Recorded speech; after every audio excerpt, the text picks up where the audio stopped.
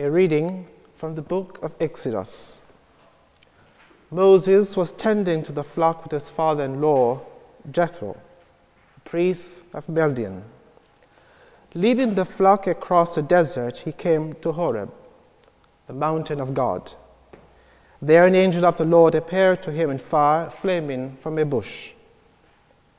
As he looked on, he was surprised to see the bush, though on fire, was not consumed.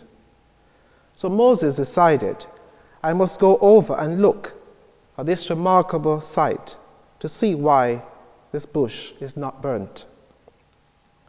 When the Lord saw him coming over to look at it more closely, God called out to him from the bush, Moses, Moses. He answered, Here am I. God said, Come no nearer. Remove the sandals from your feet, for the place where you stand is holy ground. I am the God of your fathers, he continued, the God of Abram, Isaac, and Jacob. Moses hid his face, for he was afraid to look at God. But the Lord said, I have witnessed the affliction of my people in Egypt. I've heard their cry of complaint against their slave drivers, so I know well what they're suffering. Therefore I come down to rescue them from the hands of the Egyptians, and lead them out into the land, into a good and spacious land, a land flowing with milk and honey. So Moses said to God, But when I go to the Israelites to say to them, The Lord of your fathers has sent me to you, if they ask me, What is his name? What am I to tell them? God replied, I am who am. Then he added, This is what you shall tell the Israelite, I am sent you. God spoke further to Moses, Thus shall you say to the Israelites, The Lord, the God of your fathers, the God of Abram, the God of Isaac, and the God of Jacob has sent me to you. This is my name forever. Thus am I to be remembered through all generations. The word of the Lord. Thanks be to God.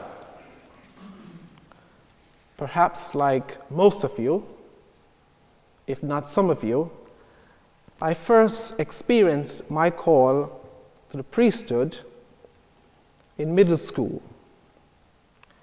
I remember staring at the chancel from the back of the church, watching Father Lee, my parish priest, incensing the altar in this beautiful and rich brocade green vestment, swinging around and around, but quite reverently. As I watched, I thought to myself, this is what I want to do. But of course, I kept it myself for years and years. I never shared it with anyone. But just before graduating from high school, I started to develop a sense of self and where I fit in and what I like to do, engage in parish ministry in my parish and youth group, and taking leadership roles. Just before I graduated, a group of us went on a retreat. And whilst I was on retreat, one evening I said to my friend, my classmate Maurice, a very good friend of mine, and I shared my experience with him. But I think I shared more of my anxieties and fears more than anything else. But much to my surprise, he said to me, God is present, and I think you have a vocation. God's call led me to uncharted territories, so to speak. I left the warmth, comfort of my country to a seminary in Epworth, Iowa, where it's cold. I knew no one. I had to leave the safety of my culture, home, friends, family, food, that I was so familiar with. Then I went to Dallas as a novice, engaged in ministry, where I've accompanied so many people on their sickbed.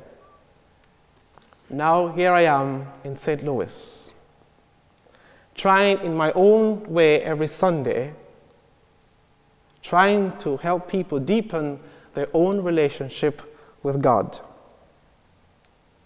Brothers, sisters, my own story, along with yours, however, is not entirely unique.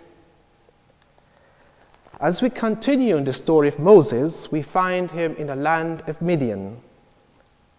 As we know, the Hebrew people were being oppressed by Pharaoh for years. Luckily, Moses escaped by killing an Egyptian man. The Hebrew people, as we hear, cried out to God, begged God for help. God heard. Perhaps he remembered his own covenant that he made with them. But he took notice in their afflictions. Whilst we may have hoped for a little more cuffing and rant or rift, sadly, isn't it what we have found in the reading? If you notice keenly, we don't find here a mighty warrior coming to fight this oppressor.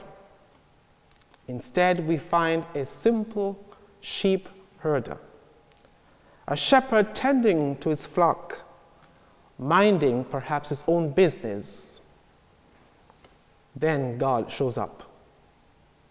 Moses, Moses, he replied, here I am. Immediately, if you notice, God responds to Moses by letting Moses know that, yes, I hear their cry. And should you know, Moses, that I am planning to send you. I am planning to send you to stand up to Pharaoh, to lead my people into the land of prosperity. But let's take for granted if Moses had said, who, me? Heck no. I ain't going nowhere. But instead, God called Moses, indeed because he needed Moses for his plan. Have you ever wanted a burning bush moment in your life?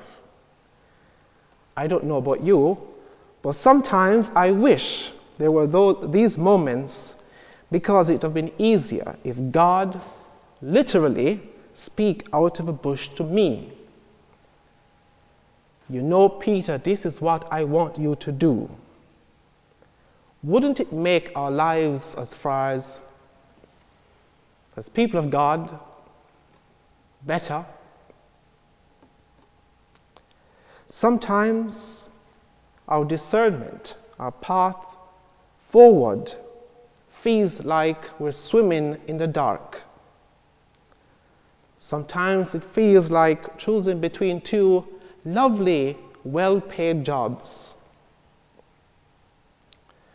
both of which have things to offer, and both of which require something to let go. For those of you watching via the internet, what is your vocation? What is God calling you to do? Perhaps you may not be called like myself and the rest of the brothers here, but nonetheless, perhaps you are called to find the face of God in the poor. As for us as Christians gathered here today, in particularly for us friars and Sean Martin, the story of Moses' call provides several important elements for us to think about. Moses was indeed called to something risky, dangerous yet profound. Can you imagine the dilemma Moses may have found himself? For God to ask him to go and face Pharaoh. He had just escaped from the fist, from the clutch of this man. But yet, God is asking him to go. No doubt in my mind that death would have been a sure companion should he face Pharaoh. Moses' actions could have indeed harmed not only himself, but those he was sent to save. Now, many of us are willing, are we, to face challenges in our own call to follow Christ. Like Moses, we are called to a dangerous task, especially as preachers. Oftentimes, our vocation separates us from those whom we love because of our faith, our beliefs, our practice. And for us, our religious vocation might lead us to places where others dare not tarry. We may even be led towards death of our own views and issues concerning our faith, our teaching, and our morals. As we see, Moses tried to object to this call. It's not unfamiliar, not unusual. Moses made all these sort of excuses why he isn't the most suitable man for the task. But if you notice, God met Moses' objections with the promises to be with him and his people.